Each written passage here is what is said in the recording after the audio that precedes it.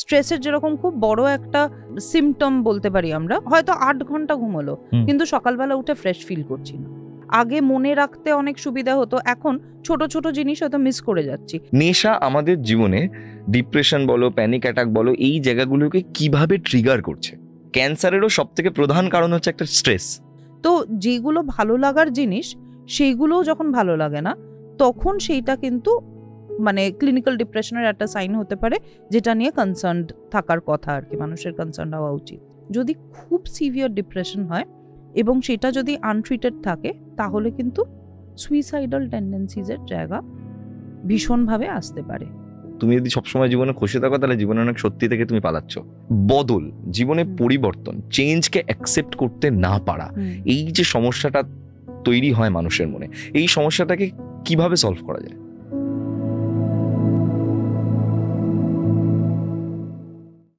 নমস্কার, দেখছেন দি গৌরব তাপাদার পডকাস্টের সম্পূর্ণ নতুন একটি এপিসোড। এবং বরাবর আমি আপনাদের সঙ্গে কথা বলে এসেছি, আপনি কেন বলছি, তোমাদের সঙ্গে কথা বলে এসেছি জীবনের বেশ কিছু দৈনন্দিন সমস্যা নিয়ে। যেমন কখনো ডিপ্রেশন নিয়ে কথা বলেছি, কখনো স্ট্রেস নিয়ে কথা বলেছি, কখনো নিজেকে আরো অ্যাট্রাকটিভ বানানোর বেশ কিছু টিপস নিয়ে কথা বলেছি, কি করে কথা বলতে হয় সেই বিষয় নিয়ে কথা বলেছি, এবং বারবার বলেছি যে তোমার সমস্যা সমাধান করার দায়িত্ব আমার এবং আমাদের সবার, যারা যারা এই চ্যানেলের সঙ্গে জড়িত রয়েছেন। এবং আজকে ঠিক সেরকমই একটি রিলেভেন্ট পডকাস্ট আমি তোমাদেরকে উপহার দিতে চলেছি, কারণ আজকে আমার সঙ্গে রয়েছেন ডক্টর শ্রীতমা ঘোষ। এবং আজকে আমরা কথা বলবো বেশ কিছু জিনিস নিয়ে। কি নিয়ে কথা বলবো সেটা পডকাস্ট এগোতে এগোতেই বুঝতে পারবে। আমি প্রথমেই যেই কথাটা বলবো, প্রথমেই যেই টপিকটা আমি তুলবো, এবং আমরা দুজনেও কথা বলছিলাম খুব পার্সোনালি এই বিষয়টা নিয়ে, যে এই টপিকটায় কথা বললেই তুমি ধরে নেবে যে কি নিয়ে কথা বলতে চলেছি আজকে।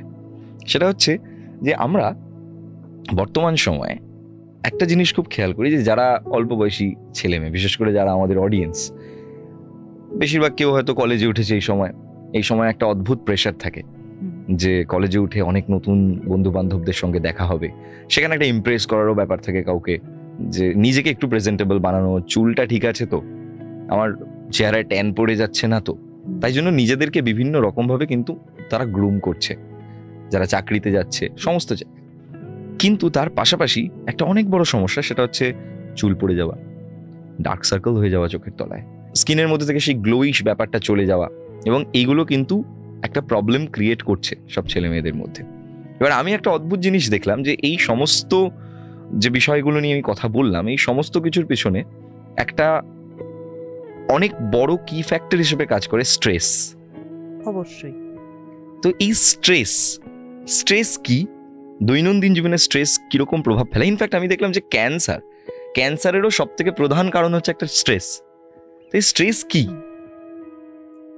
আমরা যখন কোনো একটা জিনিস সম্বন্ধে খুব আশা করি, চাই এই রকম ভাবেই জিনিসটা হোক, আর আমরা যখন জানি না, যেখানে আনসার্টেনটি আছে যে জিনিসটা এইভাবেই কি হবে, যখন মনে হয় যে জিনিসগুলো আমার কন্ট্রোলের মধ্যে নেই, হয়তো আমি যেভাবে চাইছি সেইভাবে হয়তো হবে না, এই রকম সিচুয়েশন যখন হয়, তখন আমাদের একটা চাপ বোধ হয় যে আমি একরকমভাবে চাই কিন্তু জিনিসটা হয়তো ওইভাবে নাও হতে পারে, বা আমি হয়তো জানি ওইভাবে হবে না। এই রকম সিচুয়েশনে আমরা ইউজুয়ালি স্ট্রেসড হয়ে যাই। আর স্ট্রেসের জায়গাটা হলো যে আমাদের কোথাও অনেক বেশি করে আমরা একই জিনিস নিয়ে বারবার ভাবতে থাকি, ওই যেই জিনিসটা নিয়ে স্ট্রেস, সেই জিনিসগুলো নিয়েই আমাদের মাথায় সারাক্ষণ ধরে ভাবনা চিন্তা চলতে থাকে। এবং স্পেসিফিক্যালি যেই জিনিসটা নিয়ে তুমি বললে, যে এই চুল পড়ে যাওয়ার জায়গা, ডার্ক সার্কেলস হচ্ছে, কারণ আমি খুব কনসিয়াস, এইটা কিন্তু এই স্ট্রেসের কারণটা হলো সেলফ ইমেজ, যে আমাকে কিরকম দেখতে বা কিরকম দেখতে লাগছে, আমি যখন লোকের সামনে যাচ্ছি আমি কি ঠিক করে প্রেজেন্ট করতে পারছি, অন্য লোকজন কি আমাকে পছন্দ করছে, এই জায়গাটা নিয়ে যদি আমি খুব কনসিয়াস হয়ে যাই, যখন যারা কনসিয়াস হন তাদের স্ট্রেসের জায়গাটা কিন্তু এই পার্টিকুলার জায়গায় ডেভেলপ করে। স্ট্রেস আরও বিভিন্ন ক্ষেত্রে হতে পারে, কাজের ক্ষেত্রে হতে পারে, দৈনিক জীবনের ক্ষেত্রে হতে পারে, পার্টিকুলার কোনো একটা সমস্যা নিয়ে স্ট্রেস হতে পারে, বিভিন্ন, মানে স্ট্রেসের কোনো শুরু শেষ নেই। এবং আজকের দিনে দাঁড়িয়ে দেখা যায় যে বেশিরভাগ মানুষই, আমরা যারা চারপাশে যাদেরকে দেখা যায়, আমরা রোজ কাজ করার সময় যাদের যাদের দেখতে পাই, তারা বেশিরভাগই হয়তো স্ট্রেসে কোথাও না কোথাও এফেক্টেড।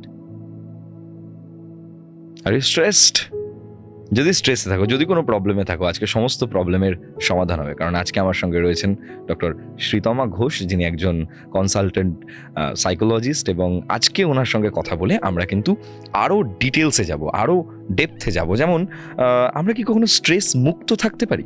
পুরোপুরি স্ট্রেস মুক্ত একটা জীবন না, থাকতে পারি না। এবং আজকের দিনে মোটামুটি আমাদের যা জীবনধারা, লাইফস্টাইলের জায়গাটা যেরকম, তাতে স্ট্রেস ফ্রি আমরা কখনোই হতে পারি না। তবে স্ট্রেসটাকে ম্যানেজ কিভাবে করব সেটা যদি আমাদের জানা থাকে, তাহলে হয়তো স্ট্রেসটা ওভারকাম করতে বা মোটামুটি খানিকটা স্ট্রেস ফ্রি থাকতে আমাদের সেটা হেল্প করবে। তো যারা স্ট্রেস ফিল করছেন এই মুহূর্তে, তারা কি একজন কনসালটেন্ট সাইকোলজিস্টের কাছে যাবেন? যদি সেটা খুব গুরুতর হয়, যদি মনে হয় যে আমি নিজেকে হেল্প করতে পারছি না, সেই রকম সময় সে ভাবতেই পারে যে হ্যাঁ, আমার কোনো একটা প্রফেশনাল হেল্পের দরকার। মানে এটা বুঝবো কি করে? মানে আমরা বেশিরভাগ সময় আমি দেখেছি যে মানসিক কোনো সমস্যা যদি আমাদের হয়, আমরা সেটা শেয়ার করতে চাই না, বা আমরা হয়তো নিজের বন্ধু বান্ধবদেরকে একটু বলি। বন্ধু বান্ধবরা খুব স্বাভাবিকভাবেই প্রফেশনাল হেল্প কিন্তু করতে পারে না। যতটা সম্ভব নিজের মতো করে একটা কিছু বললো, এবং সবকিছু দিন শেষে গিয়ে একটাই ব্যাপার, আরে ভাই বাদ দে, পার্টি করি চ। আমার মনে হয় বন্ধুদের মধ্যে সব থেকে বড় স্ট্রেসের সলিউশন হয়তো এটাই, কিন্তু এটা দিন শেষে গিয়ে হেল্প করছে না। যে কোনো ধরনের অ্যাডিকশন বা যে কোনো ধরনের কার্সিনোজেনিকের ইউজের ফলে আমাদের কিন্তু স্ট্রেস আরো বেড়েই যাচ্ছে, উল্টে স্ট্রেস তো কমছে না। তো আমি এক্স্যাক্টলি বুঝবো কখন যে আমাকে এবার একজন প্রফেশনালের হেল্প নিতেই হবে, প্রফেশনালের হেল্প নেওয়া আমার উচিত? যেরকম বললাম যে আমাদের তো সকলেরই স্ট্রেসের জায়গা সারাক্ষণ কোনো রকম ফিজিক্যাল কোনো চেঞ্জেস বা কিছু শারীরিক কোনো সমস্যা ফেস করা, এরকম কিছু? এক্স্যাক্টলি এটাই বলছি যে রোজই তো কিছু না কিছু স্ট্রেস থাকে, সেই স্ট্রেসগুলোর মধ্যেই আমরা থাকি। কিন্তু যদি মনে হয় যে সেই স্ট্রেসগুলো, মানে স্ট্রেসের জন্য আমাদের হয়তো ফ্যামিলি লাইফ, আমার ফিজিক্যাল মেন্টাল হেলথ, হয়তো এরকম হতে পারে যে কাজের জায়গায় বা হয়তো বন্ধু বান্ধবদের সাথে সম্পর্ক, এগুলো নষ্ট হচ্ছে, আমি পারছি না সেটাকে বজায় রাখতে। কোথাও গিয়ে আমার আগের পারফরমেন্স যেরকম ছিল সেই রকমটা আমি আর নিজের মধ্যে দেখতে পাচ্ছি না। হয়তো ঘুম থেকে উঠতে ইচ্ছা করছে না। স্ট্রেসের যেরকম খুব বড় একটা আর কি সিমটম বলতে পারি আমরা, যে সকালবেলা হয়তো 8 ঘন্টা ঘুমোলো, কিন্তু সকালবেলা উঠে ফ্রেশ ফিল করছি না। আচ্ছা, এই জায়গাটা।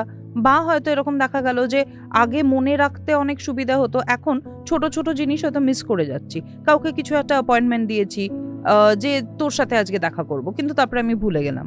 বা হয়তো বললাম যে ঠিক আছে বাড়ি ফেরার সময় আমি এই জিনিসগুলো নিয়ে আসবো, কিন্তু আমি হয়তো সেগুলো আর মনেই রইলো না, পুরোটাই ভুলে গিয়ে আমি অন্য কিছু একটা কাজে হয়তো ইনভলভ হয়ে গেলাম। এই ছোট ছোট জিনিসগুলোর ওপর ফোকাস না করতে পারা, মাথায় জিনিস না রাখতে পারা, এবং তার সাথে আরও অনেক ফিজিক্যাল সিমটমসও থাকে। তবে স্ট্রেসের ক্ষেত্রে একটা জিনিস আমি বলবো, এক একজন মানুষের কিন্তু এক এক রকম সিমটম হয়।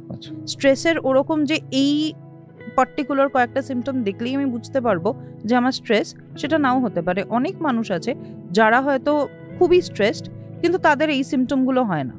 তাদের হয়তো দেখা গেল যে শুধুই রাত্রবেলা ঘুম আসে না, বাকি সব কাজ ঠিকঠাক করে করছে। তো স্ট্রেসের সিমটমস খুবই পার্সোনাল, খুবই মানে ইন্ডিভিজুয়ালি ভ্যারি করে। তোমার কাছে সব থেকে বেশি কেস কি আসে এই সময়? ডিপ্রেশন, অ্যাংজাইটি, স্ট্রেস অবশ্যই। আর একটা জিনিস যেটা খুব দেখা যায় আজকাল, সেটা হলো লো কনফিডেন্সের জন্য। কনফিডেন্স লেভেলটা খুব লো, যার জন্য কাজকর্ম করতে, লোকের সাথে মিশতে, এই জায়গাগুলোতে অসুবিধা হচ্ছে, এবং তার সমাধান কি এটা জানার জন্য প্রচুর মানুষ আসেন। আর এজ গ্রুপ? আমার কাছে ভ্যারিড এজ গ্রুপের লোকজনই আসে। কম বয়সীদের হার বেশি আমি বলবো, অনেক কম বয়সী ছেলেমেয়েরা আসে। এবং খুব অবাক বিষয় হলো যে যেটা আগে দেখা যেত না, আমরা সবসময় ইউজুয়ালি বলে রাখি যে মেয়েরা, আমি কোনো জেন্ডার বায়াসড কোনো স্টেটমেন্ট দিচ্ছি না, কিন্তু এটা দেখা যায়, এটা স্ট্যাটিস্টিক্সও বলে যে মেয়েরা অনেক বেশি কনসিয়াস, মেয়েরা অনেক বেশি ইমোশনালি যে কোনো জিনিস আর কি, সেগুলো নিয়ে চর্চা করা, সেগুলো বুঝতে পারার জায়গাগুলো তাদের অনেকটা বেশি থাকে। তো ফলে মেয়েরা অনেক বেশি আসতো। কিন্তু এখন খুব রিসেন্ট, আমি যদি গত 1.5-2 বছরের কথা বলি, তাহলে প্রচুর ছেলেরা, কম বয়সী ছেলেরাও কিন্তু আসছে। এবং তারা হয়তো কারুর চাপে পড়ে নয়, মানে খুব নিজের থেকে মনে হয়েছে যে আমার হয়তো এই জিনিসটা নিয়ে একটু কারুর সাথে আলোচনা করা উচিত, যার জন্য তারা নিজের থেকে ডিসিশন নিয়ে আসছে। এবং তাদের হয়তো সকলেরই বয়স কোথাও 18 থেকে 30-এর মধ্যে। মানে বাবা, 18 বছর বয়সে তো আমি ভাবতেই পারতাম না যে মানে না, আজকাল ছেলেমেয়েরা কিন্তু খুব কনসিয়াস। ইনফ্যাক্ট আমি বলবো 10 বছরের বাচ্চাও আছে যে হয়তো মা বাবাকে গিয়ে বলেছে যে আমাকে কোনো কাউন্সিলরের কাছে নিয়ে যাও, আমার একটু কথা বলার দরকার আছে। অ্যাওয়ারনেসের জায়গাটা তো কোথাও গিয়ে বাড়ছে, মানুষ অনেক বেশি সচেতন হচ্ছে। দেখো, আমরা যখন ছোট ছিলাম, মানে আমার খুব মনে আছে যে কিছু কিছু সময় খুব মন খারাপ হতো, কিছুই ভালো লাগতো না, মাঝে মাঝে মনে হতো দূর, ভালোই লাগছে না, এই পড়াশোনা করে কি হবে, একটা অদ্ভুত ডিট্যাচমেন্ট ফিল হওয়া যে করে কি হবে, সব ছেড়ে চলে যাই, আর ভালো লাগছে না, বাড়িতে হয়তো খুব ঝগড়া হয়েছে, দূর, বাড়ি থেকে বেরিয়েই চলে যাবো। অল্প বয়সে মন যা হয়, এবং অল্প বয়সে আমাদের বাবা মার সাথে একটা অদ্ভুত রাইভালরি কাজ করে, যে বাবা মা যা বলছে সেটা ভুলই বলছে, সবই খারাপ বলছে। তো ওই সময়টায় মানে বিশেষ করে আমরা যেই সময়টা কাটিয়েছি, সেই সময় তো সোশ্যাল মিডিয়ার এরকম দাপট ছিল না, এবং যেহেতু দাপট ছিল না, আমরা কিন্তু ডিপ্রেশন বলো, স্ট্রেস বলো, বা এই ওভার থিঙ্কিং বলো, এই ধরনের সমস্যাগুলোকে নিয়ে খুব একটা অ্যাওয়্যার ছিলাম না। এখন মানুষ ধীরে ধীরে অ্যাওয়্যার হচ্ছে। এই ডিপ্রেশন কথাটা যেদিন থেকে জেনে গেলাম যে ডিপ্রেশন বলে একটা কথা এক্সিস্ট করে, ডিপ্রেশন বলে একটা সমস্যা এক্সিস্ট করে, তারপর থেকে কিন্তু ডিপ্রেশন একটু বেড়েই গেল। ডিপ্রেশন ব্যাপারটা কি, মানে রেগুলার একটা ডিপ্রেশন থাকে, একটা ক্লিনিক্যাল ডিপ্রেশন থাকে, এই দুটো জায়গার পার্থক্য, এবং এই ডিপ্রেশন ব্যাপারটাকে তুমি কিভাবে ডিফাইন করছো? তুমি অলরেডি ডিফাইন করে দিয়েছো এই জায়গাটা, যে মন খারাপ, এই রেগুলার ডিপ্রেশন যেটা বলছি আমরা, সেটা হলো মন খারাপ, এবং সেইটার প্রত্যেকটারই কোনো না কোনো একটা কারণ থাকে। যেরকম পিকনিকে না যেতে দেওয়া, বা কোনো একটা বন্ধুদের সাথে বেরোবো সেটাতে বাধা সৃষ্টি করা, বা কোনো একটা বন্ধু কথা বলছে না, কারোর সাথে ব্রেকআপ হয়েছে, এরকম কিছু একটা কারণ আছে। বাড়িতে হয়তো মা বাবার খুব ঝগড়া চলছে, তার জন্য আমার রেকারেন্টলি মন খারাপ থাকছে। এইরকম যদি কোনো কারণে আমার মন খারাপ থাকে, তাহলে সেই কারণটা চলে গেলে মনটাও ঠিক হয়ে যাবে। বা কিছুদিন পরে আমি নিজেই হয়তো মোটামুটি ম্যানেজ করে নেব, জেনে নেব যে হ্যাঁ ঠিক আছে, এরকমভাবে জীবনে বিভিন্ন ভালো মন্দ ফেজে আসে, এইটা আমার একটা হয়তো খারাপ ফেজ এসছিল, এরপরে আবার ভালো ফেজও আসবে। তো রেগুলার বেসিসে আমাদের মন খারাপ কখনো না কখনো হবে, এবং সেইটাই এটা রেগুলার ডিপ্রেশন যেটাকে বলছো, সেটা হলো এরকমই যে একটা মন খারাপের ফেজ।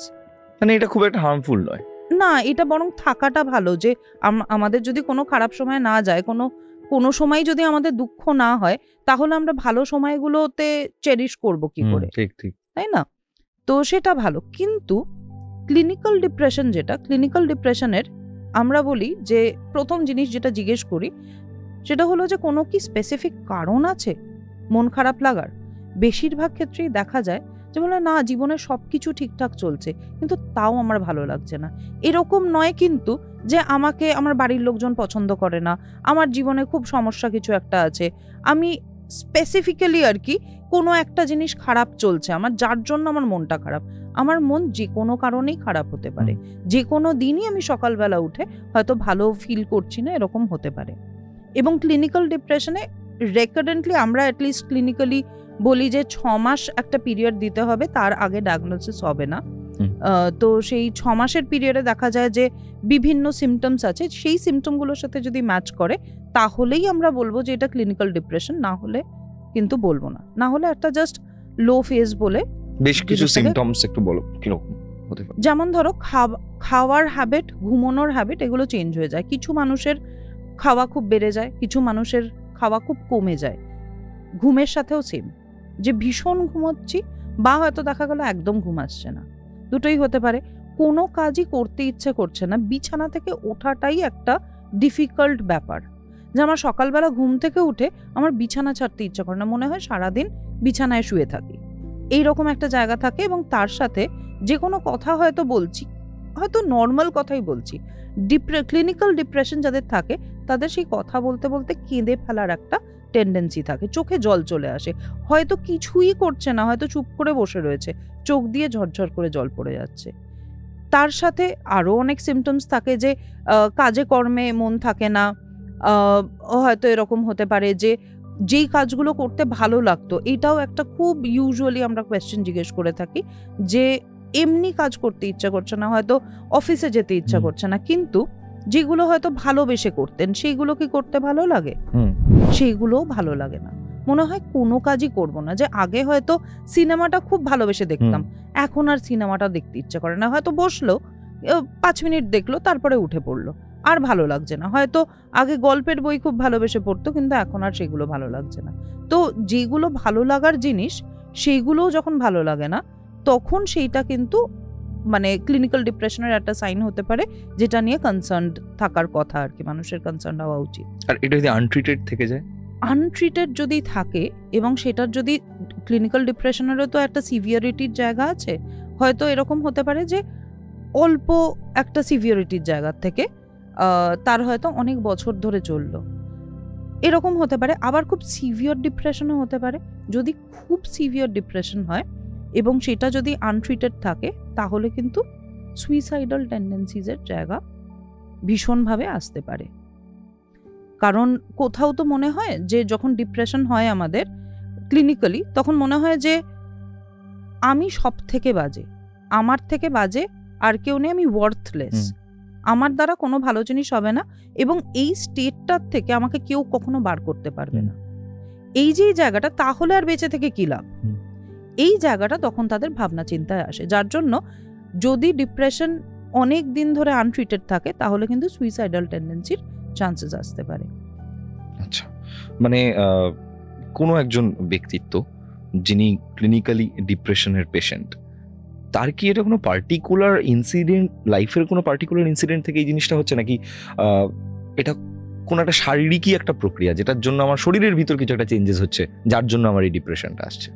দুটোই হতে পারে। মানে শরীরের ভেতরে চেঞ্জেস অফকোর্স সেটা তো হয়, সেটা ব্রেনের মধ্যে কিছু কেমিক্যালস আছে যেগুলো কম সিক্রিট করে, যার জন্য দেখা যায় যে আমাদের ডিপ্রেস মুড থাকে। বিভিন্ন শারীরিক কারণের জন্য, থাইরয়েডের জন্য, অনেক সময় বেশিরভাগ সময় দেখা যায় যে হয়তো জেনেটিক কোনো একটা জায়গা আছে যেখান থেকে ডিপ্রেশনের জায়গা এসছে। কিন্তু সেটা ছাড়াও একটা পার্টিকুলার কোনো ইনসিডেন্ট, অনেকগুলো ইনসিডেন্ট, জীবনটাকে আমি যেভাবে দেখেছি, যেই পার্সপেক্টিভ দিয়ে দেখেছি, সেইখান থেকে ডিপ্রেশন তৈরি হচ্ছে। এই রকমও বিভিন্ন কারণের জন্য ডিপ্রেশন হতে পারে। একাকিত্ব থেকেও তো হতে পারে। অবশ্যই হতে পারে। প্রচন্ড একা একজন মানুষ অবশ্যই হতে পারে। প্রচন্ড বয়স্ক মানুষদের মধ্যে কি এটা হওয়ার চান্সেস বেশি থাকে? ভীষণ ভীষণ বেশি থাকে। এবং আজকের দিনের যে জীবনধারা, যেখানে হয়তো বয়স্ক মানুষ তিনি হয়তো একা থাকেন, হয়তো একজন স্পাউসকে হারিয়ে ফেলেছেন অলরেডি, যে স্বামী মারা গেছে বা স্ত্রী মারা গেছে, একজন রয়ে গেছেন এবং তিনি হয়তো একাই থাকেন, ছেলে মেয়ে হয়তো সাথে থাকে না, ফ্যামিলিতে আর কেউ নেই, হয়তো কাজের লোকের ওপর নির্ভর করে আছে, সেই সব মানুষদের তো ডিপ্রেশনের জায়গা অবশ্যই থাকে। প্যাথেটিক লাইফ কিন্তু এটা। হ্যাঁ, অবশ্যই খুব প্যাথেটিক লাইফ। মানে আমি ইনফ্যাক্ট আমি এমনও দেখেছি যে ছেলে মেয়ে হয়তো বিদেশে থাকে, এবার মাকে ছেলে নিয়ে গেছে বিদেশে, তার সাথেই রাখছে, কিন্তু ঘরে বউয়ের সাথে না আছে বনিবনা। এবার যেহেতু তারও শাশুড়িরও বয়স হয়ে গেছে, এখন তো তিনিও আর ওরকম ভাবে কথা বলতে পারেন না। এবার না তার মানে পুত্রবধূ তাকে সময় দেয়, না ছেলে সময় দিতে পারে, সারাদিন ব্যস্ততার পর নিজের ছেলে মেয়েদেরকে নিয়ে কাটানো, এবং একটা গোটা ফ্যামিলির মধ্যে থেকে একটা মানুষ প্রচন্ড একা হয়ে যায় এক সময়। এবং মানে আমি যখন ভাবি যেটা কত সিভিয়ার একটা প্রবলেম, যে একটা বয়স্ক, মানে আমার মনে আছে আজও, আমি একবার একটা অনুষ্ঠানে গেছিলাম, সেই অনুষ্ঠানে তো যেহেতু আমার এরকম প্রচুর মোটিভেশনাল ভিডিওস থাকে, তো সেখানে আমাকে একজন খুব বয়স্ক মানুষ, এই রিসেন্ট আমার দুটো ঘটনা ঘটেছে, তার মধ্যে একটা বলছি। একজন খুব বয়স্ক এক ভদ্রমহিলা, তিনি আমাকে বলছেন যে ব্যাপার বাবা, আমার বাড়িতে না কেউ থাকে না, আমি পুরো একা থাকি সারাদিন, আমি শুধুমাত্র তোমার ভিডিও দেখি এবং তোমার ভিডিও দেখে আমার মনে হয় আমার ছেলে আমার সাথে কথা বলছে। তাই বলে আপনার ছেলে কোথায় থাকে? বলে আমার ছেলে তো বিদেশে থাকে। ঠিক আছে, তো বিদেশে থাকে, কল করে না? বলে করে, হয়তো দুদিনে একদিন, উনি অত বেশি করতে পারেন না, দুদিনে একদিন হয়তো কল করলো বা 3 দিনে হয়তো একদিন ফোন করলো। তো তিনি বলছেন যে এই একা জীবন, এই যে বয়সকাল, এই যে সময়, এই সময়টা যে আমি কিভাবে কাটাচ্ছি, তোমার ভিডিও না থাকলে আমি কি করতাম আমি জানি না। তো আমার সেদিন খুব মানে মাথার মধ্যে না, আমার সেদিন খুব হিট করলো ব্যাপারটা, যে আরে সত্যি তো একজন বয়স্ক মানুষের ডিপ্রেশন নিয়ে তো কোনোদিনও ভাবিনি। বরাবর বাচ্চা ছেলে মেয়েদের ডিপ্রেশন নিয়ে ভেবেছি, এবং কিন্তু আমার মনে হয় যে বাচ্চা ছেলে মেয়েদের ডিপ্রেশনটা তাও অনেকাংশে কাটিয়ে দেওয়া যায়, কিন্তু একটা বয়স্ক মানুষের ডিপ্রেশনটা, এটা আমাকে খুব ভাবিয়েছে এক সময়, প্রচন্ডভাবে ভাবিয়েছে। আসলে বয়স্ক মানুষদের ডিপ্রেশনের রেট অনেক বেশি, সেইগুলো হয়তো ডায়াগনোসড হয় না সব সময়, কিন্তু আমাদের বয়সী লোকজন যারা, তাদের ক্ষেত্রে কি হচ্ছে, আমাদের জীবনে আরো অনেক কিছু করার আছে। আমরা সবসময় মনে করছি যে আচ্ছা ঠিক আছে, এইটা বাজে যাচ্ছে, এর পরে হয়তো কিছু একটা ভালো আসতে পারে, কিন্তু একটা বয়সের পরে তো আর সেটা মনে হয় না। ঠিক। আর তো আমার কিছু করার নেই। এবং হয়তো আমি ফিরে তাকিয়ে যখন দেখছি তখন হয়তো এরকম তাদের লাগতে পারে যে হ্যাঁ ঠিক আছে, অনেক সময় হয়তো অনেক জিনিসের পেছনে নষ্ট করেছি, সেগুলো হয়তো কিছুই লাভ হলো না। যে আমি হয়তো সংসারের পেছনে অনেক সময় নষ্ট করেছি, কিন্তু সংসার আমাকে কি দিল? ঠিক। এই ধরনের জিনিসপত্র, বা হয়তো পুরুষদের ক্ষেত্রে যেরকম হয় যে রিটায়ারমেন্টের পরে খুব অসুবিধা হয়, যে এতদিন অবধি তারা হয়তো earning member, head of the family, তার কথাতেই আর কি জিনিসপত্র সবকিছু হচ্ছে। এইবার যে তিনি আর আর কি আর্ন করছেন না, সেই জায়গাটার থেকে কোথাও মনে হয় যে আমার তাহলে বোধহয় দামটা পড়ে গেল, আর আমার ভ্যালুটা কি রইল। এই রকম বিভিন্ন জায়গার থেকে বয়সকালে ডিপ্রেশনের জায়গা আসে। মহিলাদের ক্ষেত্রে আমি বলবো স্পেসিফিক্যালি কিছু শারীরিক সমস্যার জন্য ডিপ্রেশনের কিন্তু জায়গা আসে। রিসেন্টলি আমি একটা খুব প্রবলেমে ভুগছিলাম, আমি শেয়ার করি, এটা অন স্ক্রিনও শেয়ার করছি, তোমাকেও করছি। সেটা হচ্ছে যে মানে আমি বুঝতে পারিনি ওটা কেন, আমার কিছু একটা মনে হচ্ছে যে এই কারণে হতে পারে। সেটা হচ্ছে যে আমি রিসেন্টলি আমি থাকতাম নিচের তলায়, গ্রাউন্ড ফ্লোরে। তো গ্রাউন্ড ফ্লোরে আমি যখন থাকতাম তখন আমার যে রুমটা ছিল তার মধ্যে এই সাইডে আমার কম্পিউটার, ওইখানেই আমি কাজ করতাম, ওখানেই পডকাস্ট শুট করতাম, ওখানেই রাত্রিবেলা ঘুমোতাম, ওখানেই পড়াশোনা করতাম, এভরিথিং ওখানে। পাশের ঘরটায় বাবা মা ছিল, কাজ করতে করতে মাঝে মাঝে বেরিয়ে বাবা মার সাথে দেখা হয়ে যেত, কথা বলতাম, গল্প করতাম, আবার ঢুকে কাজ করছি কিছু একটা। তো আমাদের ফ্যামিলি খুব হ্যাপেনিং ফ্যামিলি আর কি, আমরা সবসময় একসাথে গল্প করি, একসাথে ডিনার করি, লাঞ্চ করি, এটা আমরা মেনটেন করি এভরি টাইম। তো তারপর আমার এই স্টুডিও রেডি হলো, যে স্টুডিওতে আমরা এখন বসে আছি। আমিও শিফট হয়ে গেলাম উপরে, আর আমার ঘরটা হয়ে গেল বাবা মার ঘর। এই যে উপরে শিফট হলো, এই যে আমি উপরে চলে এলাম, তারপর থেকে না একটা অদ্ভুত মন খারাপ আমার এভরি টাইম কাজ করতে শুরু করলো। আমি প্রথম বুঝতে পারছিলাম না, আমার না এমনি একটু মুড সুইংস এর প্রবলেম আছে, আমার খুব মুড সুইং করে। মানে আমি এই খুব ভালো হেসে কথা বলছি, আবার পর মুহূর্তে আমি না একটা কোনো থটে চলে গেলাম, আমি সেই ট্রান্সটার মধ্যে রয়েছি, ভাবছি, আবার হঠাৎ করে বেরিয়ে এসে হয়তো খুব আনন্দ করছি, আবার মাঝে মাঝে ব্রেন খুব ক্লাউডি হয়ে যায়। আমি ভেবেছি আমার হয়তো এরকমই কিছু একটা হচ্ছে, এবং এটা আমার বহু বছর ধরে হয়, এবং আমি জানি এটা হয়তো নর্মাল। কিন্তু দেখলাম না, ব্যাপারটা এরকম না। আমার ধীরে ধীরে করে আমার কাজ করতে ইচ্ছে করছে না, আমার কারোর সাথে গল্প করতে ইচ্ছে করছে না। আমি যতবার উপর থেকে নিচের তলায় যাচ্ছি একটু কথা বলতে, আমার কথা বলতেও ভালো লাগছে না। আর পুরো বাড়িটাকে না একদম নতুন মনে হচ্ছে এটা আমার বাড়িই না। যে বাড়িটা আমি এতদিন থেকেছি মনে হচ্ছে এইটা আমার বাড়ি হতে পারে না। আমি সমস্ত কিছু নিজে হাতে করে তৈরি করেছি যে ইউজ করব, ওয়াশরুম থেকে শুরু করে মানে বেডরুম এভরিথিং, কিন্তু কোথাও আমি আনন্দ পাচ্ছি না, কোথাও শান্তি পাচ্ছি না। তো এইটার কারণ কি, মানে এটা কেন হলো? এখন আমি হ্যাবিচুয়েটেড হয়েছি, কিন্তু এটা প্রায় আমাকে 2 সপ্তাহ কিন্তু খুব ভুগিয়েছে, ঘুমোতো না। কিন্তু 2 সপ্তাহ পরে আবার চলেও গেছে মানে আস্তে আস্তে। হ্যাঁ, মানে এখন হ্যাবিচুয়েশন হয়ে গেছে। আসলে চেঞ্জ নেওয়াটাও তো একটা ফ্যাক্টর। মানে সব সময় যেই জিনিসটাকে আমরা হয়তো অ্যাপারেন্টলি আর কি একটা হ্যাপি চেঞ্জ বলছি, সেটা খুব ব্যক্তিগত লেভেলে সবসময় হ্যাপি চেঞ্জ নাও হতে পারে। এই যে আমি হয়তো যেটা তোমার ক্ষেত্রে, যে ছোটবেলার থেকে ধরো তুমি একটা জায়গায় একটা রুমের মধ্যে যেখানে থেকে এসছো, ওইটা কোথাও অনেক বেশি তোমার নিজস্ব। সেই জায়গার থেকে যখন হয়তো ওপরের তলায়, ওপরের হয়তো গোটা ফ্লোরটাতেই তুমি থাকতে পারো, কিন্তু কোথাও মনটা পড়ে রয়েছে ওই নিচের তলার ওই জায়গাটাতে, যার জন্য ওই অ্যাটাচমেন্টটা কি তাহলে আমার থেকে বেরিয়ে চলে গেল। একটা করে ধাপ আমরা যখন এগোই, তখন তো আমরা পেছনে কিছু কিছু জিনিস ফেলে আসি। ওই ভাবনাটাই হয়তো কোথাও ভেতরে কাজ করছিল, যে হয়তো আমার কোনো একটা জিনিস সেটা হয়তো হারিয়ে গেল। ঠিক যেরকম আমরা স্কুল ছেড়ে দেওয়ার পরে স্কুল মিস করি, ওই রকমই যে স্কুলের দিনগুলোই ভালো ছিল, ওই রকমই হয়তো একটা জিনিস যে নিচের ঘরটাই ভালো ছিল, যার জন্য দেখবে অনেক সময় এরকম হয় যে খুব সুন্দর হয়তো একটা বিছানা, খুব সুন্দর সাজানো গোছানো হয়তো একটা জায়গা, কিন্তু ছোটবেলার থেকে কাটিয়ে এসছি একটা ঘর, সেই ঘরে হয়তো অত সুন্দর জিনিস নেই, কিন্তু সেই ঘরটার প্রতি আমাদের কিন্তু আকর্ষণ থাকে, তাই না? সেটা হয়তো কোনো দাদু দিদার বাড়ি হতে পারে, কোনো একটা ছোটবেলায় কাটানো কোনো জায়গা হতে পারে, এবং যার জন্য ওই অ্যাটাচমেন্টের থেকে হয়তো এই খারাপ লাগার জায়গাটা হয়েছে। এটা একটা ফেজ চেঞ্জ। মানে ইনফ্যাক্ট আমি যখন নিচে যাই, মানে এখন তো হ্যাবিচুয়েট হয়ে গেছি, তাও এখনো আমার মাঝে মাঝে ভালো লাগে না, মানে আমার ওই ঘরটাকে ওরকম দেখতে ভালোই লাগে না। মানে এখন ঘরটা অনেক বেশি সাজানো গোছানো। তো আমি সেদিন রাত্রিবেলা দাঁড়িয়ে, তো বাবা মা নেই, আমি জাস্ট ওই রুমটাতে দাঁড়িয়ে রয়েছি, আমরা যেখানে বন্ধুরা আড্ডা মারতাম ঠিক ওখানেই দাঁড়িয়ে রয়েছি। এখন যখন কোনো বন্ধুর সাথে ওই জায়গায় দাঁড়িয়ে আড্ডা মারি না, মনে হয় যে হচ্ছে এটা অন্য কারোরই ঘরে আছি, আমি নিজের ঘরে নেই। তো এটা একটা অদ্ভুত জিনিস। তাহলে খেয়াল করলাম যে ট্রানজিশন, এই ট্রানজিশন ফেজগুলো সবসময় জীবনে একটা অদ্ভুত বদল আনে। আমি এমনও দেখেছি, আর আমার পরিচিতদের মধ্যে এমন দেখেছি, যে সদ্য বিয়ে হয়েছে, তাদের সম্পর্ক এতদিন খুব ভালো ছিল, ঠিক বিয়ের পরপর একটা অদ্ভুত ঝামেলা শুরু হচ্ছে। মানে কোন একটা ট্রানজিশনের পরই মানুষ কোনো একটা প্রবলেমের মধ্যে পড়ে যাচ্ছে। এই বদল, জীবনে পরিবর্তন, চেঞ্জকে অ্যাকসেপ্ট করতে না পারা, এই যে সমস্যাটা তৈরি হয় মানুষের মনে, এই সমস্যাটাকে কিভাবে সলভ করা যায়? চেঞ্জটা যে কনস্ট্যান্ট, এই জায়গাটাকে যদি আমরা অ্যাকসেপ্ট করি, তাহলে চেঞ্জটা অ্যাকসেপ্ট করতেও সুবিধা হবে। বেশিরভাগ ক্ষেত্রে কি হয়, আমাদের তো কমফর্ট জোন তৈরি হয়ে যায়।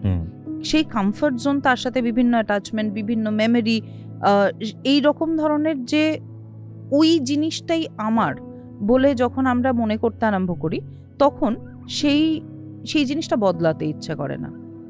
হ্যাঁ, তো দেখবে এরকম প্রচুর মানুষ আছে যারা বলেন যে আমি আমার এই চাকরিটা পছন্দ করি না, কিন্তু বহু বছর ধরে এই চাকরিটা করছি, তাই না, এখানেই মনে হয় এটাই ভালো আছে, হ্যাঁ এটা চেঞ্জ করা, ওখান থেকে আর বেরোবো না, কি জানি পরের জায়গাটা আর ভালো হবে কিনা। কিন্তু আমরা যদি জীবনটাকে একটা জার্নি বলে মনে করি, এবং জার্নিতে যেরকম কোনো একটা স্টপেজে আমরা রয়ে যেতে পারি না, আমাদেরকে বারবার চেঞ্জ করতেই হবে, আমরা এগিয়ে যাব।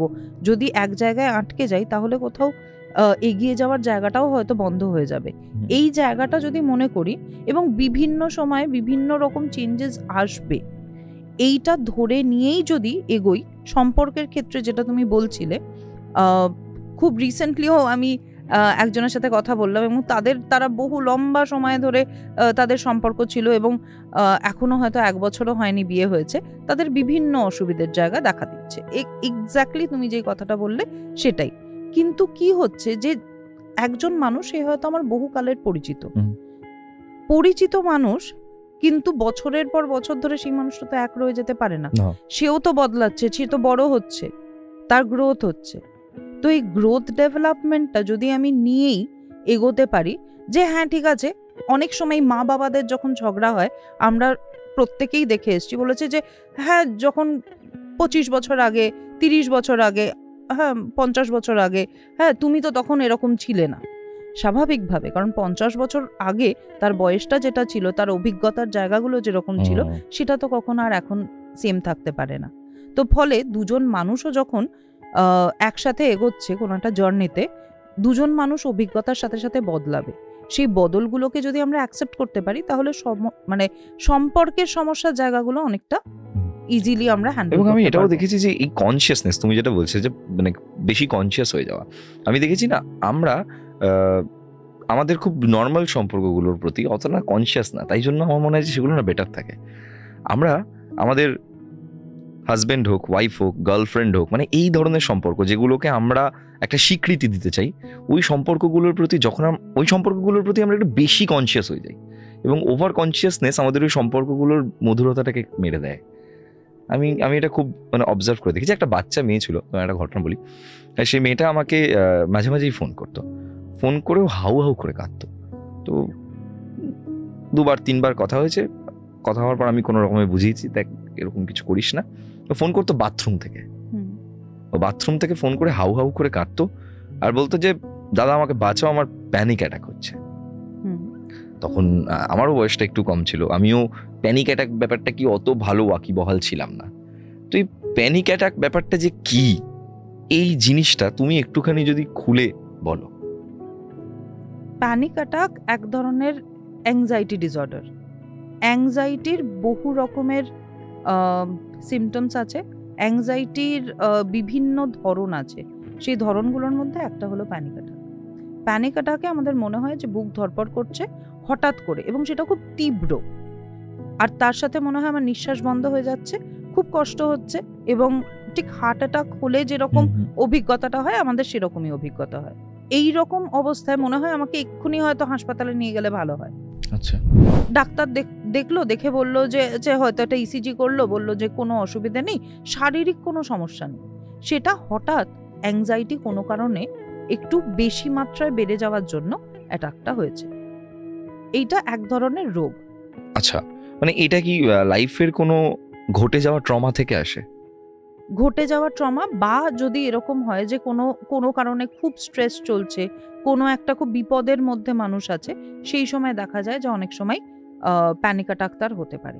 যেই সময় হাই অ্যাংজাইটির জায়গা থাকছে জীবনে, হয়তো বাড়িতে কেউ অসুস্থ, হয়তো এরকম হতে পারে যে জীবনে খুব বিপদ কিছু একটা ঘটেছে, কোনো একটা হয়তো কারোর অ্যাক্সিডেন্ট হয়েছে, কিছু এরকম ধরনের সিচুয়েশন যখন, যেটা নিয়ে একজন মানুষ খুব স্ট্রেস থাকতে পারে সিভিয়ারলি, সেই রকম জায়গায় কিন্তু প্যানিক অ্যাটাক হওয়ার সম্ভাবনা আছে। আর যাদের রেকারেন্টলি দেখা যায় যে বেশি অ্যাংজাইটি, যারা অ্যাংজাইটি প্রোন আর কি, সেরকম মানুষদেরও অনেকের ক্ষেত্রে তাদের হয়তো দীর্ঘদিন ধরে জমে থাকা অ্যাংজাইটির থেকে প্যানিক অ্যাটাক হতে পারে। দীর্ঘদিন ধরে জমে থাকা অ্যাংজাইটি বলতে?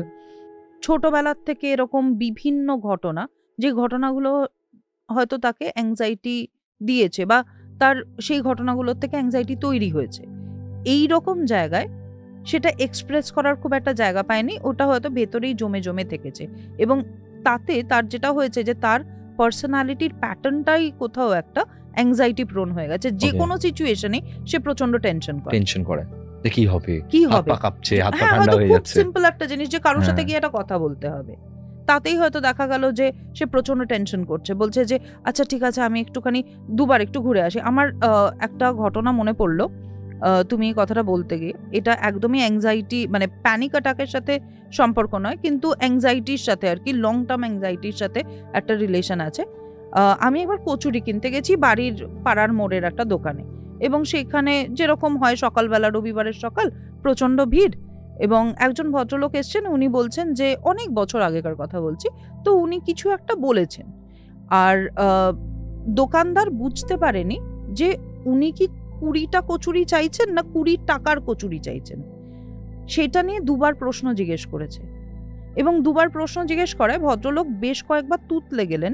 বেশ কিছু সময় দেখেই মনে হলো যে কিরকম একটা অস্থির লাগছে ওনার ভেতরে, এবং ফাইনালি যখন 3 নম্বর বার প্রশ্নটা জিজ্ঞেস করলো যে দাদা বলুন তাহলে কি করতে হবে, ভদ্রলোক ওখান থেকে সরে চলে গেলেন, মানে পুরো উল্টো রাস্তায় আর কি চলে গেলেন। এই যে এই জায়গাটা, অনেক দিনের অ্যাংজাইটি, যে আমার অপরিচিত লোকের সাথে কথা বলতে ভয় লাগে, এই জায়গাগুলো না আসলে পরে এই এক্সপ্রেশনটা হয় না। এই ধরনের মানুষদের, যাদের মধ্যে অ্যাংজাইটির জায়গাটা এমনিতেই অনেকটা বেশি, যে কোনো জিনিস নিয়ে তারা অনেক বেশি টেনশন করে, এরকম মানুষদের কিন্তু প্যানিক অ্যাটাক হওয়ার সম্ভাবনা ইজ ভেরি হাই। এই অ্যাংজাইটিটাকে কাটানোর জন্য আমার মনে হয় সবথেকে সহজ উপায় টু ফেস দিস। হ্যাঁ, অ্যাংজাইটি ফেস করাটা তো অবশ্যই একটা উপায়, কিন্তু ফেস করাটা কিন্তু খুব কষ্টকর হয়, তার জন্য খুব কঠিন, নিজেকে টেনে নিয়ে যাওয়াটা খুব কঠিন। কারণ আমারও যদি এরকম হয় যে আমি হয়তো টিকটিকিতে ভয় পাই ফর এক্সাম্পল, হ্যাঁ, তো সেই টিকটিকির সামনে যদি আমাকে দাঁড় করিয়ে দেওয়া হয় তাহলে আমার খুব কষ্ট হবে, এবং আমাকে যদি নিজে থেকে গিয়ে টিকটিকির সামনে দাঁড় করাতে হয় নিজেকে, তাহলে তো আমি যাবই না কখনো, ঠিক তাই না? তো সেই জায়গায় নিজেকে তুলে রেডি করে নিয়ে গিয়ে অ্যাংজাইটির যে জায়গাগুলো, সেগুলো ফেস করাটা is a very very difficult task. আচ্ছা, সবারই কি টুকটাক কিছু না কিছু নিয়ে অ্যাংজাইটি থাকে? হ্যাঁ থাকে, টুকটাক ছোটখাটো জিনিসপত্র থাকে। ওই যে বললাম না, যে যেই জিনিসটা আমরা নিজেরাই কোপ করে নিতে পারছি, যেটা নিয়ে আমাদের লাইফে রেগুলারলি খুব একটা কোনো অসুবিধে কিছু হচ্ছে না, সেইটা নিয়ে আমাদের চিন্তা করার দরকার নেই। আজকাল বাচ্চা কাচ্চা ছেলে মেয়েদের মধ্যে আমি প্রচুর একটা প্রবলেম দেখি, সেটা হচ্ছে যে ওরা ডিপ্রেস থাকতে খুব ভালোবাসে। মানে ওদের সবসময় আমি একটা দেখেছি যে আমি খুব ডিপ্রেসড, কিন্তু ওর কিন্তু কোনো সিমটম নেই, ও কিন্তু দিব্যি আছে, ও কিন্তু আনন্দ করছে, সব ফুর্তি সব কিছু করে নিচ্ছে। ও যখন একটু একা হচ্ছে তখন আমি তো ডিপ্রেসড, আমি তো স্ট্রেসড। হ্যাঁ, তো এই যে বারবার এই কথাগুলো বলা এবং বারবার নিজের মাইন্ডকে নিজের একটা অটো সাজেশনের মধ্যে ফেলে দেওয়া আছে, আমি ডিপ্রেসড আছি বা আমি ভালো নেই, আমি কোথাও একটা দাঁড়িয়ে খারাপ আছি, এটা কি আরো নিউ জেনারেশনকে এরকম পথে নিয়ে আসছে না? হ্যাঁ, কোথাও অ্যাওয়ারনেসের জন্য অবশ্যই মনে করার জায়গাটা বেড়েছে যে হ্যাঁ আমার এরকম হচ্ছে, হয়তো এটার কারণ যে আমি খুব ডিপ্রেসড, বা জীবনে হয়তো ছোট ছোট কিছু অসুবিধার জায়গা ঘটেছে যার জন্য মনে হচ্ছে যে আমি হয়তো ডিপ্রেসড। কিন্তু এটাও ঠিক যে ডিপ্রেশনের রেট কিন্তু খুব বেড়েছে, এবং যারা বলছে, যেই ছেলেমেয়েরা যে যে আমার হয়তো তার খুব খুব ছোট কিছু একটা ঘটনা, পরীক্ষায় ভালো রেজাল্ট হয়নি তার জন্য আমি খুব ডিপ্রেসড, বা একটা ব্রেকআপ হয়ে গেছে ব্রেকআপের জন্য আমি খুব ডিপ্রেসড, এইটাও কিন্তু ঘটনা যে তার হয়তো কোথাও লাইফ স্কিল সেইভাবে ডেভেলপ করেনি, তার হয়তো কোথাও জীবনের সাথে যুঝতে পারার যে ক্ষমতা সেটার একটা অসুবিধের জায়গা আছে, যেটা বেশিরভাগ ক্ষেত্রেই দেখা যায় যে আজকাল বাচ্চাদের মধ্যে লাইফ স্কিলের জায়গাটা একটু কম, কারণ তাদের ছোটবেলার থেকে আমরাই আর কি বড়রা এক্সপোজার অনেকটা কম দিচ্ছি, বিভিন্ন সমস্যার সম্মুখীন তাদেরকে করি, মোবাইল ফোনের মধ্যে বেশি ঢুকে যাওয়া এটা একটা হ্যাঁ, সমস্যা এবং আছে, তাদের হয়তো প্রয়োজনই পড়ছে না কখনো। তোমার সঙ্গে কথা বলতে আমার দারুণ লাগছে, মানে তোমার সঙ্গে কথা বলে আমার একটা ফ্রেশ ফিল হচ্ছে, মানে তোমরা যদি সামনাসামনি কথা বলো মানে একটা অদ্ভুত ফ্রেশ ফিল হবে এবং তুমি মানে বুঝতে পারবে যে একজন প্রফেশনালের সাথে কথা বলছো। এবং আমি জাস্ট এই কথাটা বলতে গিয়ে একটা জিনিস মাথায় এলো, সেটা হচ্ছে যে মানে তোমার সাথে কথা বলতে গিয়ে আমি অ্যাডিক্টেড হয়ে গেছি এখন এই মুহূর্তে। আর এই অ্যাডিক্টেড বলতে অ্যাকচুয়ালি মনে পড়ছে যে এই অ্যাডিকশন, নেশা, এই জিনিসটা তো প্যানিক অ্যাটাকের পরিমাণ বাড়ায়। নেশা আমাদের জীবনে ডিপ্রেশন বলো, প্যানিক অ্যাটাক বলো, এই জায়গাগুলোকে কিভাবে ট্রিগার করছে? দুটো হাত ধরে ধরে কিন্তু চলতে পারে, মানে অ্যাডিকশন আর ডিপ্রেশন অ্যাংজাইটি। ডিপ্রেশন অ্যাংজাইটি যেরকম খুব হাত ধরে ধরে চলে, যে যার ডিপ্রেশন আছে তার অ্যাংজাইটি হওয়ার সম্ভাবনা, যার অ্যাংজাইটি আছে তার ডিপ্রেশন হওয়ার সম্ভাবনা খুব বেশি। এবার এই প্রত্যেকটা জিনিসই তো এইরকম একটা জায়গা থেকে আসে যে কোথাও বোধহয় আমার জীবনে সবকিছু ঠিকঠাক চলছে না, তো সবকিছু যখন ঠিকঠাক চলছে না তখন নিজের প্রতি একটা খারাপ লাগার জায়গা এবং জীবনটাকে রোজকার যে যুঝতে মানে যোঝার ক্ষমতা যেটা, সেটা কোথাও একটা কমে যায়। তখন মনে হয় যে অন্য কোনো একটা জিনিসের যদি আমরা সাহায্য নিই, নেশাদ্রব্য, তাহলে হয়তো ওই খানিকক্ষণ সময়ের জন্য আমার হয়তো ভালো লাগবে। তো অ্যাডিকশনের জায়গায় কিন্তু দুটো জিনিস আমরা দেখতে পাই। কিছু মানুষ থাকে যারা এক্সপ্লোর করতে গিয়ে যে একটা জিনিস দেখি আর কি, এটা ট্রাই করে দেখি, ওটা করতে গিয়ে তারা হয়তো নেশাগ্রস্ত হয়ে গেল, ওটাতে অ্যাডিক্টেড হয়ে গেল এবং বারে বারে তখন সেটা ছাড়া থাকতে পারছে না। আবার অনেক ক্ষেত্রে এরকম হয় যে তার ভিতরে কোথাও এমনই একটা ফাঁকা জায়গা আছে, সেই ফাঁকা জায়গাটা ভরানোর জন্য তার হয়তো ওই নেশাদ্রব্যটার প্রয়োজন পড়ছে। তো এর মধ্যে নেশার সাথে অফকোর্স ডিপ্রেশনের জায়গা তো মানে ভীষণই রিলেটেড দুটো জিনিস। প্যানিক অ্যাটাক অনেক সময় হতে পারে যে নেশার সাথে হচ্ছে, কিন্তু প্যানিক অ্যাটাক লাইক সিমটমস আমরা অনেক সময় দেখতে পারি যখন উইথড্রয়ালের জায়গাটা হয়। উইথড্রয়াল অর্থাৎ যখন নেশাগ্রস্ত একজন মানুষ নেশাদ্রব্য পায় না, এই রকম জায়গায় না পেলে তার শারীরিকভাবে খুব কষ্ট হয়, যেটা কিন্তু অনেকটাই প্যানিক অ্যাটাকের মতো দেখতে লাগে। ইউজুয়ালি যাদের অ্যাংজাইটি ডিপ্রেশনের জায়গা থাকে তাদের অ্যাডিকটিভ টেন্ডেন্সিজও বেশি থাকে। আমি দেখেছি যে নেশা করে আমি দু প্রকার মানুষ দেখেছি। এক প্রকার মানুষ হচ্ছে সে ফুল বাওয়াল আর কি, মানে ফার্স্ট টু লাস্ট সে শুধুমাত্র মানে একটা কিছু নিয়ে জোকই মেরে যাবে, সে সবসময় কিছু না কিছু, মানে খুব স্ফূর্তিলা একজন মানুষ। যদিও আমার মনে হয় যে আমি একদল মানুষ দেখেছি যারা সবসময় জীবনে খুব খুশি থাকেন এবং আমি তাদেরকে বলি সবসময় জীবনে তো খুশি থেকো না। তো বলে কেন, তোর কি লাগে আমি যদি জীবনে সবসময় খুশি থাকি? তুমি যদি সবসময় জীবনে খুশি থাকো তাহলে জীবনে অনেক সত্যি থেকে তুমি পালাচ্ছ, অনেক সত্যি তুমি জানতেই পারছো না যে কোন জায়গায় তোমার রিয়েলাইজ করার জায়গা আছে। আমি এটাও দেখেছি যে যারা প্রচন্ড ভাবে হ্যাপি জীবনে, তারা কিন্তু অনেক দায়িত্ব থেকেও পালিয়ে যায়। এরকম আমি দেখেছি জীবনে বহু ক্ষেত্রে। তারা হয়তো অনেক কিছু চাপারও চেষ্টা করে। তো এই একদল মানুষকে দেখেছি। আরেক দল মানুষ দেখেছি যারা না কোনো একটা নেশা করে তারা কোনো একটা থটের মধ্যে ডুবে গেল, তার গোটা চারপাশের পৃথিবীটা সিনেমাতে যেমন দেখায় না, যে ধরো আমরা দুজন এখানে বসে আছি, হঠাৎ সব বদলে গিয়ে এই জায়গাটা একটা পাহাড় হয়ে গেল। তো ওরকম সে বসে আছে ওখানে, কিন্তু সে চলে গেছে একটা অন্য জগতে, মানে যেখানে সে হয়তো কোনো একটা, সে নেশাটা করে বারবার গিল্ট ফিল করছে, সে নেশা করে তার সেলফ গিল্ট ফিল হচ্ছে কোনো একটা কিয়া করাবার জন্য, তার নিজস্ব, তার হয়তো নিজেকে খুব ছোট মনে হচ্ছে, তার মনে হচ্ছে যে আমি হয়তো ভুল, সমস্ত কিছুতে সে নিজেকে দোষারোপ করে যাচ্ছে কন্টিনিউয়াসলি। এটাকে তুমি কিভাবে বর্ণনা করবে? আসলে নেশা করলে বেশ কিছু, সব নেশা একরকম হয় না, সব নেশার শারীরিক প্রতিক্রিয়াও একরকম হয় না, মানে ভেতরে গিয়ে কি কাজ করছে নেশাটা সেটা আলাদা আলাদা রকম হয়। বেশ কিছু নেশাদ্রব্য আছে যেগুলোতে আমাদের যে সোশ্যাল ইনহিবিশনের জায়গাটা, যে এই যে একটা সামাজিক জায়গায় বসে থাকলে আমরা বেশ কিছু জিনিস করি, কিছু জিনিস করি না, কোন কোন জিনিসগুলো করব না, এইগুলোর তো একটা আমাদের ছোটবেলার থেকে শিক্ষা আছে। সেই জায়গাটা, ব্রেনের যেই জায়গাটা কন্ট্রোল করে, সেটা অ্যাকচুয়ালি একটু কম কাজ করে। ওই নেশার ওকে, প্রভাবে। ওকে। তার জন্য কি হয়, ভেতরের যত কষ্ট দুঃখ যাবতীয় যা কিছু জিনিস আছে সেগুলো অনেকটা বেরিয়ে আসে। যারা হয়তো খুব ওই যে ফুর্তিলা হয়ে যায় যেটা বলছিলে, তাদের ক্ষেত্রেও কি হয়েছে, হয়তো এতটাও হাসি ঠাট্টা সে ইউজুয়ালি করে না, ওই সময় হয়তো একটু বেশি করছে, তাই না? হয় না যে খুব ফুরফুরে মেজাজের হয়ে গেল, ফুরফুরে মেজাজ হয়ে গেল এই কারণে যে সোশ্যাল ইনহিবিশনটা তার কোথাও একটা কেটে গেছে নেশার কারণে, মানে ওই ওই পার্টিকুলার সময়টার জন্য। তো এই যে কন্টিনিউয়াস নেশা করা, ধরো কেউ প্রত্যেকদিন, ধরো কেউ গাঁজা খাচ্ছে, হুম তো সে একটা কোনো থটে চলে গেছে, কেউ প্রত্যেকদিন মদ খাচ্ছে এবং সে প্রত্যেকটা মুহূর্তে সে নিজেকে দোষারোপ করছে, সে প্রত্যেকটা মুহূর্তে নেশা করে সে খুশি তো হচ্ছে না, হুম। উল্টে বরং সে ডিপ্রেসড হয়ে যাচ্ছে। তার আর মনে হচ্ছে কাল থেকে আমি আর এই নেশাটা করবো না, কিন্তু সে হুম। আবার পরের দিন আবার পরের অ্যাডিকশনের দিন কারণে করছে। গিয়ে করছে এবং সে সেম ভাবে ডিপ্রেসড হয়ে যাচ্ছে, সেম ভাবে সে গিল্ট ফিল করছে, সেম ভাবে তার ডিপ্রেশন হচ্ছে, স্ট্রেসড ফিল করছে এবং একসময় গিয়ে তার আর কিচ্ছু ভালো লাগছে না, তার গোটা দিনটা নষ্ট হয়ে যাচ্ছে। তো এইটাও কি তাকে কোনো সিভিয়ার ক্লিনিক্যাল সাইকোলজিক্যাল প্রবলেমের দিকে নিয়ে যেতে পারে? অবশ্যই অবশ্যই, মানে addiction itself is a clinical problem. কারণ অ্যাডিকশনের জন্য তো আমরা আমাদের জীবনের বিভিন্ন জিনিস হারাই, তাই না? শুধুমাত্র মৃত্যু হতে পারে এটা শুধু নয়, তাছাড়াও হতে পারে যে কত মানুষ আছেন যারা অ্যালকোহলিক, তার জন্য তাদের হয়তো চাকরি চলে গেছে, বাড়িতে অশান্তির জায়গা, নেশার জন্য ভালো ভালো কাজ সে হয়তো করতে পারতো যেগুলো সে কোনোদিনই আর করে উঠতে পারলো না। এরকম তো বিভিন্ন জিনিস হারাতে হয়। এবং নেশার কিন্তু জায়গাটাই এটা যে একটা সময়ের পরে মানুষ আর করতে চায় না, কিন্তু তখন তার আর আটকানোর ক্ষমতাটা থাকে না।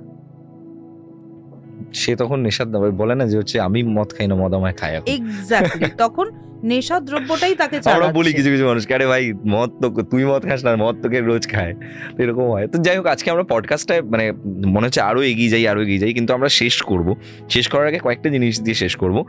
তুমি একটুখানি গাইড করে দাও যারা আমাদের অডিয়েন্স আছে তাদেরকে, যে 1 নম্বর, যারা খুব সেলফ গিল্টে ভোগেন, নিজেকে নিজে দোষারোপ করেন তাদের কোনো একটা কার্যকলাপের জন্য, তারা নিজেদেরকে কিভাবে হ্যান্ডেল করবেন, যারা ডিপ্রেশনে রয়েছেন বলে মনে করছেন এবং খুব বেসিক একটা স্টেজে রয়েছেন, তার কি কি প্র্যাকটিসেস সারাদিন করা উচিত বা কিরকম ভাবে নিজের জীবন যাপন করা উচিত যেখানে তারা এই স্ট্রেস বলো বা গিল্ট বলো বা ডিপ্রেশন বলো, এই জায়গাগুলো থেকে তারা বেরিয়ে আসবে? প্রথমে গিল্টের কথাটা বলি। গিল্টের ক্ষেত্রে আমাদেরকে একটু দেখতে হবে যে যেই জিনিসগুলোর জন্য গিল্ট তৈরি হয়েছে, সেই জিনিসগুলো করার সময় কি ভাবনা চিন্তা করে করা হয়েছিল? অনেক সময় দেখা যায় যে ভাবনা চিন্তা করে হয়তো করেনি, হয়তো রাগের মাথায় কোনো একটা কথা বলে দিয়েছে, কোনো একটা কাজ করে ফেলেছে, যেটার জন্য হয়তো পরে গিল্ট হচ্ছে। তাহলে যদি আমরা একটু ভাবনা চিন্তা করে কাজ করি, যদি যে কোনো জিনিসের রেসপন্ড করার আগে একটু ভেবে নিই যে এক্ষুনি কি এই রেসপন্ডটা করার দরকার আছে, নাকি আমি একটু ঠান্ডা মাথায় জিনিসটা সম্বন্ধে একটু ভাবনা চিন্তা করে নিই, তারপরেও যদি মনে হয় যে রেসপন্ড করার প্রয়োজন আছে তাহলে অবশ্যই করব। এবং তখন হয়তো আরও সুটেবল টাইম হবে রেসপন্ড করার জন্য, আরও হয়তো এফেক্টিভ হবে সে যেটা বলতে চাইছে সেটা বলার জন্য। গিল্টের অনেক সময় একটা জায়গা থাকে যেখানে আহ, আমাদের হাতে অনেক কিছু থাকে না, কিন্তু আমাদের মনে হয় আমাদেরই রেসপন্সিবিলিটি। তো প্রত্যেকটা জিনিস যদি নিজের রেসপন্সিবিলিটি না তৈরি করি, মানে ফর এক্সাম্পল, অনেক সময় দেখবে মৃত্যুর সময় কোনো হয়তো বাড়ির কারোর মৃত্যু হয়েছে, মানুষের ভীষণভাবে মনে হয় যে আমারই বোধহয় রেসপন্সিবিলিটি, আমার বোধহয় আর একটু যদি আমি বেশি করতাম তাহলেই হয়তো আমার কাছের মানুষটাকে আমি বাঁচাতে পারতাম, আমার বোধহয় কোথাও একটা কোনো জায়গায় অসুবিধে রয়ে গেল, আহ, যথেষ্ট করা হলো না, তার জন্য হয়তো মানুষটাকে হারাতে ঠিক। হলো। এই যেই জায়গাগুলো যদি আমরা একটু ভাবি যে এই জিনিসটা কি আমার হাতে, কোন কোন জিনিসগুলো আমার কন্ট্রোলে আছে, কোন কোন জিনিসগুলো আমার কন্ট্রোলের বাইরে আছে, এইটা নিয়ে যদি আমরা একটু ভাবনা চিন্তা করি তাহলে কিন্তু আমাদের গিল্টের জায়গাটা কমবে। গিল্ট তখনই তৈরি হয় যখন আমরা একরকমভাবে ভাবি, যেখানে নিজেকে দোষ দিই। প্রত্যেকটা জিনিসে যদি নিজেকে দোষ না দিয়ে যদি মনে করি যে কিছু জিনিস আছে যেগুলো আমাদের হাতের বাইরে, সেই জিনিসগুলো মানে আমি যতই যাই করি না কেন আমি কখনোই আটকাতে পারবো না, তখন কিন্তু আমাদের গিল্টের জায়গাটা কমে। এবার যদি ডিপ্রেশনের কথা বলি, ডিপ্রেশন এবং তার সাথে আমি অ্যাংজাইটিটাও অ্যাড আমি করব। সরি টু ইন্টারাপ্ট, মাঝখানে একটা জিনিস আমার যেটা মনে হলো যে এটা খুব একটা গ্রোয়িং প্রবলেম এই মুহূর্তে, সেটা হচ্ছে যে আমি প্রচুর ছেলে মেয়েদের রিলেশনশিপসের মধ্যে দেখেছি যে ছেলেটা ধরো প্রত্যেকটা মুহূর্তেই মেয়েটাকে ডমিনেট করে যাচ্ছে, বা উল্টোটাও হতে পারে, মেয়েটা প্রত্যেকটা মুহূর্তে ছেলেটাকে নিয়ে প্রচন্ড কনসার্ন, সবসময় ফোনে থাকতে হবে, তাদের সম্পর্ক ধরো 3 বছর 4 বছর হয়ে গেছে, প্রচন্ড ডমিনেটিং একটা টক্সিক সম্পর্ক। যতবার তাকে বলছি তুই বেরিয়ে আয়, সম্পর্কটায় তুই নিজেকে চুজ কর, তোকে উল্টো দিকের লোকটাকে চুজ করতে হবে না, কিন্তু সে বলছে না, আমি যদি নিজেকে চুজ করি, আমি যদি বেরিয়ে আসি, তাহলে ওই মানুষটার কি হবে? তো এটাকে কি ভালোবাসা বলবে, নাকি এটাকে বলবে সে টক্সিক রিলেশনশিপটার সাথে যুঝে নিয়েছে নিজেকে, নাকি সে সেলফ গিল্টের ভয় যে আমাকে এটা ফেস করতে হবে, যে আমার জন্য হয়তো আমি তাকে ছেড়ে দিলাম বা আমার জন্য এরকম একটা প্রবলেম হবে? মানে এটাকে তুমি কিভাবে ডিফাইন করবে? এটাও তুমি যা যা বললে প্রত্যেকটাই হয়তো মানে এটা আমাদের এক ধরনের ভাবনা চিন্তা, যে সম্পর্ক যেরকমই হোক না কেন সেখানে টিকে থাকাটাই হয়তো একটা ভালো সম্পর্কের প্রমাণ, যে যেরকমই ভালো মন্দের মধ্যে দিয়ে আমরা গেছি কিন্তু আমরা দুজনে একসাথে থেকেছি। কিন্তু অনেক সময় এরকম হয় যে সম্পর্কের জায়গাটা হয়তো কোথাও গিয়ে হারিয়ে যায়, সম্পর্কটা হয়তো আর নেই, শুধু একসাথে থাকার জায়গাটা আছে। প্রতিনিয়ত একটা সম্পর্কে আমরা যদি বসে বসে একটু রিফ্লেক্ট করি, মেবি হয়তো মাসে একদিন, হ্যাঁ, যে যারা কাপল যারা আছে তারা যদি একটু নিজেদের মধ্যে বসে একটু রিফ্লেক্ট করে যে কোন কোন জিনিসগুলো ভালো যাচ্ছে, কোন কোন জিনিসগুলো ভালো যাচ্ছে না, কোন জিনিসগুলোর হয়তো আমাদের দুজনেরই ইমপ্রুভমেন্টের দরকার আছে, কোথাও আরেকজন মানুষের অসুবিধে হচ্ছে কিনা আমি যা যা করছি সেগুলো নিয়ে, এইরকম যদি একটু রিফ্লেকশনের জায়গা হয় তাহলে হয়তো এই টক্সিসিটির জায়গাটা কমে। আর একটা জিনিসও খুব ইম্পর্টেন্ট, সেটা হলো যে আজকের দিনে না রিলেশনশিপের ইম্পর্টেন্সটা তো খুব বেশি। সবাই খুব ছোটবেলার থেকে আমার একটা বয়ফ্রেন্ড থাকবে, আমার একটা গার্লফ্রেন্ড থাকবে, এটা পছন্দ করে, চায়। অন্যদের হয়ে যাচ্ছে, আমার হচ্ছে না, এটা একটা র্যাট রেসের মতো ইনসিকিউরিটি কাজ করে। এবার এই জায়গায় না আমার সম্পর্কটা কেন চাই এইটা নিয়ে যদি আমরা কোথাও ক্লিয়ার থাকতে পারি, এবং আমার সম্পর্কটা কিরকম সম্পর্ক হবে বলে আমি মনে করি, এই জায়গাগুলোর ক্ল্যারিটি যদি থাকে, তাহলে না মানুষের কোথাও গিয়ে ভালো সম্পর্ক তৈরি করার ক্ষেত্রে অনেকটা সুবিধে হয়। ঠিক ঠিক ঠিক ঠিক ঠিক মানে আগে থেকে আমার একটা ব্লুপ্রিন্ট আছে যে আমি আমার জীবন থেকে কি চাইছি। অ্যাবসলিউটলি। আমি যদি না জানি, এবং আমি যদি জানি যে আমার শুধু একটা গার্লফ্রেন্ড থাকবে, তাহলে তো গার্লফ্রেন্ডে যেমন ইচ্ছা হতে পারে, হ্যাঁ, যা খুশি হতে পারে, এবং আমি বুঝতে পারছি না যে আমার কিরকম গার্লফ্রেন্ড লাগবে, কিন্তু একটা গার্লফ্রেন্ড লাগবে। এবং সেই গার্লফ্রেন্ড যখন হয়ে গেল, তারপরে আমি কি করব সেটা নিয়ে আমি আর বুঝতে পারছি না, কারণ আমার কাছে তো কোনো আইডিয়া নেই যে আমি অ্যাকচুয়ালি কি চাইছিলাম, যার জন্য এই মানুষটাকে পছন্দ করেছিলাম। সেইখানেই সমস্যাগুলো তৈরি হচ্ছে। আচ্ছা, ডিপ্রেশনের ব্যাপারটা বলো, যে লাইফস্টাইলটা কিরকম হওয়া উচিত? ডিপ্রেশন শুধু নয়, ডিপ্রেশনের সাথে সাথে আমি একটু অ্যাংজাইটি নিয়েও বলবো। কারণ দুটোই ভীষণভাবে দেখা যায় আজকাল, যে যেহেতু অ্যাংজাইটি আর ডিপ্রেশন দুটোই মানুষের মধ্যে খুব ফ্রিকুয়েন্টলি আমরা আজকাল দেখতে পাই, তাই দুটোরই আমার মনে হয় রেমেডিটা নিয়ে যদি একটু আলোচনা করে নিই তাহলে ভালো হবে। একটা পার্টিকুলার জিনিস যেটা আমার মনে হয় সকলেরই ফলো করা উচিত, আর স্পেসিফিক্যালি যাদের হয়তো একটু ডিপ্রেসিভ টেন্ডেন্সি আছে, যাদের একটু অ্যাংজাইটির জায়গা আছে, তাদের আরও বেশি করে করা উচিত, সেটা হলো মেন্টাল হাইজিন। মেন্টাল হাইজিন জিনিসটা হলো ঠিক যেরকমভাবে মেন্টাল হেলথ মানে ফিজিক্যাল হেলথ বজায় রাখার জন্য আমরা অনেক কিছু করি, এক্সারসাইজ করি, হ্যাঁ, রোজ স্নান করি, দাঁত মাজি যাতে আমাদের দাঁতগুলো নষ্ট না হয়ে যায়, শরীরে স্কিন ডিজিজ না হয়, এরকম ধরনেরই কিছু ছোট ছোট জিনিস যদি আমরা মেন্টাল হেলথ ভালো রাখার জন্য করি, তাহলে হয়তো অ্যাংজাইটি এবং ডিপ্রেশন দুটোর জায়গায় আমরা কোথাও অনেকটা ম্যানেজ করতে পারবো। মেন্টাল হাইজিন ভালো রাখতে গেলে খানিকটা সময় আমাদের নিজের সাথে কাটাতে হবে। আচ্ছা, যেই সময় আমরা বলি যে নিজেকে সময় দেওয়া মানে হলো আমি বসে একটা কোনো বই পড়লাম, আমি হয়তো একটা কিছু সিনেমা দেখলাম, সেটা নয়। নিজের সাথে সময় কাটানো হলো যেই সময় আমরা একদম চুপ করে শুধু ভাবনা চিন্তা করছি, শুধু ভালো মন্দ এক এক দিন এক একটা জিনিস নিয়ে। যদি আমরা নিজেদের থটসগুলো যেগুলো আছে সেগুলোর সাথে যদি একটু খেলা করার মতো করতে পারি, যে আজকে হয়তো এটা নিয়ে ভাবলাম যে আমার জীবনে সব থেকে খারাপ জিনিস কি ঘটেছে, পরের দিনই হয়তো ভাবলাম যে সব থেকে ভালো জিনিস কি ঘটেছে। এরকম হয়তো দিনের মধ্যে দেখা গেল যে 30 মিনিট, তার থেকে বেশি সময় স্পেন্ড করতেই হবে না। এক একটা দিন এক একটা জিনিস নিয়ে যদি একটু ভাবনা চিন্তা করি, নিজের জীবন সম্বন্ধে যা যা করলাম, সেই জিনিসগুলো কেন করলাম, কোন জায়গাটাতে আরেকটু ভালো করে করলে হয়তো ভালো হতো, এইগুলো নিয়ে ঠান্ডা মাথায়, মানে আলাদা করে যে আমি খুব এইটা নিয়েই আমি ভাবতে বসেছি বলে ভাববো এরকম নয়, কিন্তু একটু ফ্লো এর মধ্যে, এবং সেগুলো যদি লেখার চেষ্টা করি, যদি দিনের মধ্যে সারাদিনে দুটো ভালো জিনিস কি ঘটেছে এটা যদি রোজ রাত্রিবেলা লিখে ঘুমোতে যাই, রোজ যদি এরকম খানিকটা কিছু কাজ করি যেগুলো ভালো লাগার জায়গা, কোনো হবি হতে পারে, আবার এইরকমও হতে পারে যে এরকম কিছু জায়গা যেখানে হয়তো আমরা কমফর্ট জোন থেকে বেরিয়ে কোনো একটা কাজ করছি, যেই কাজটা হয়তো আগে করিনি। যেমন আমি একটা এক্সাম্পল দেবো যে আমি নাগরদোলা চড়তে খুব ভয় পাই, এবং আমি একদিন একটা মেলায় ঠিক করেছিলাম যে না, আজকে আমি নাগরদোলা চড়বই, এবং চড়ার পরে কিন্তু আমার এক্সপিরিয়েন্সটা খুব ভালো হয়েছিল, আমার বেশ ভালোই লেগেছিল। জানি না পরবর্তীকালে আর কখনো করবো কিনা, করিও নি এখনো অবধি, কিন্তু সেই দিনটাতে আমার ভালো লেগেছিল, এবং যতটা ভয় ছিল সেই ভয়টা হয়তো কোথাও কেটে গেছিল।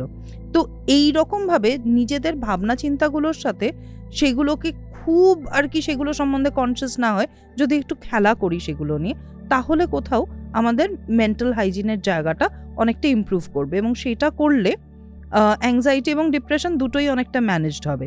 অ্যাংজাইটির ক্ষেত্রে রিল্যাক্সেশন খুব খুব ইম্পর্টেন্ট জিনিস, এবং বারে বারে এটা ভাবনা চিন্তা করা যে কোন জিনিসটা আমার হাতে আছে।